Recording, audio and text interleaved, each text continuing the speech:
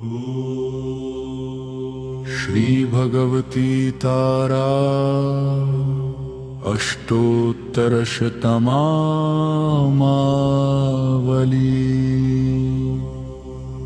र्यानं नीलोत्पलसमाभासा करुणारसविग्रहा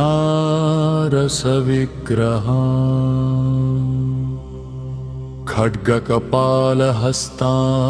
च नीलवर्णां त्रिलोचना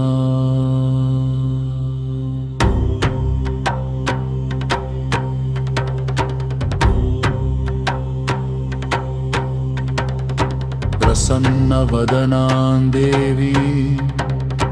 मुक्तिदां भयहारिणीं ध्यायेत्तां भगवतीं तायां लेखरञ्जनसाधक विनियोगस्य श्री भगवती तारा अष्टोत्तरशतनामावलिमन्त्रस्य ब्रह्मा ऋषिः गायत्री छन्दः भगवती तारा देवता मम लेखरञ्जनस्य सर्वाभीष्टसिद्ध्यर्थम् जपे विनियोगः करन्यासः ॐ तारायै अङ्गुष्ठाभ्यां नमः ॐ उग्रताराय तर्जनीभ्यां नमः ॐ मूलतारायै मध्यमाभ्यां नमः ॐ नीलसरस्वत्यै अनामिकाभ्यां नमः ॐ करुणतारायै कनिष्ठिकाभ्यां नमः ॐ मुक्तिदायिन्यै करतलकलपृष्ठाभ्यां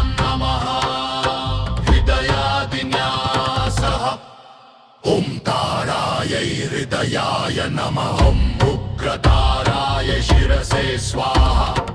ॐ महाताराय शिखायै वषट् ॐ नीलसरस्वत्यै कवचाय हुम्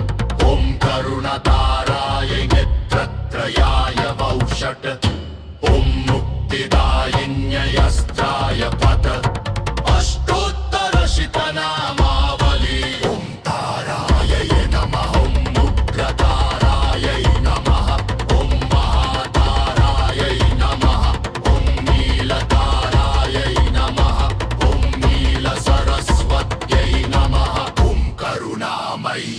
नमः ॐ करुणसिन्धवे नमः ॐ भयहरिण्यै नमः ॐ सङ्कटमोचिन्यै नमः ॐ तारिण्यै नमः ॐ मोक्षदायिन्यै नमः ॐ सिद्धिदायिन्यै नमः ॐ करुणायिन्यै नमः ॐ बुद्धिदायिन्यै नमः ॐ वागीश्वर्यै नमः ॐ महाविद्यायै नमः ॐ त्रैलोक्यजनन्यै नमः ॐ निरत्रायै नमः ॐ त्रिशक्त्यै नमः ॐ त्रिगुणात्मिकायै नमः ॐ खड्गधारिण्यै नमः ॐ कपालहस्तायै नमः ॐ चम्परूपायै नमः ॐ सौम्यरूपिण्यै नमः ॐ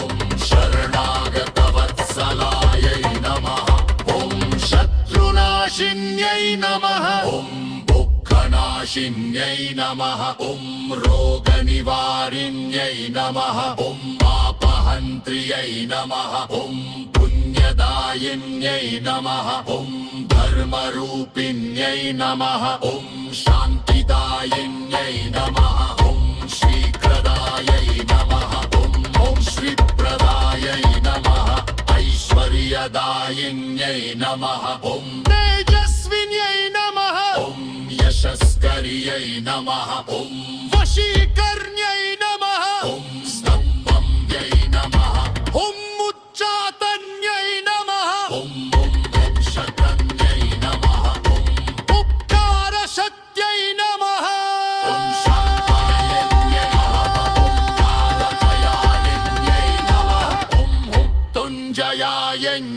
नमः ॐ अमृतवर्षिण्यै नमः ॐ महामोहविनाशिन्यै नमः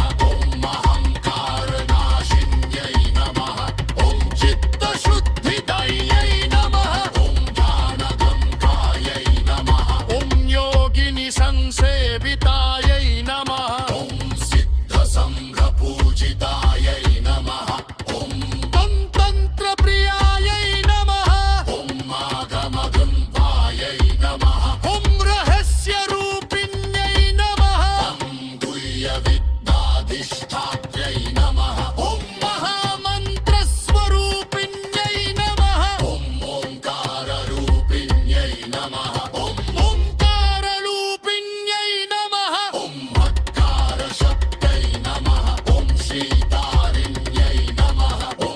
भवतारिण्यै नमः ॐ संसारार्णवतारिण्यै नमः ॐ मुक्तिमार्गप्रदर्शिन्यै नमः ॐ लिङ्गारदायिन्यै नमः ॐ वरदारङ्गदायिन्यै नमः ॐ अथन्यतरुणायै नमः ॐ गणप्रशक्त्यै नमः ॐ मङ्गलायै नमः ॐ विद्यायै नमः ॐ सत्यवत्यै नमः ॐ सत्यायै नमः ॐ शिवायै नमः ॐ शिवशक्त्यै नमः ॐ मातां जन्सातमायन्यै नमः ॐ वेतरं जनाभीष्टतनुतदायन्यै नमः परश्रुतिः विदुं नमावदिन्ते वर्यपते करञ्जनव सर्दहय पितरम् असदिलिन्तोपगीष्ठयव इति श्री भगवती तारवं हिकाष्टोत्तरशितनामावमि सम्पूर्णा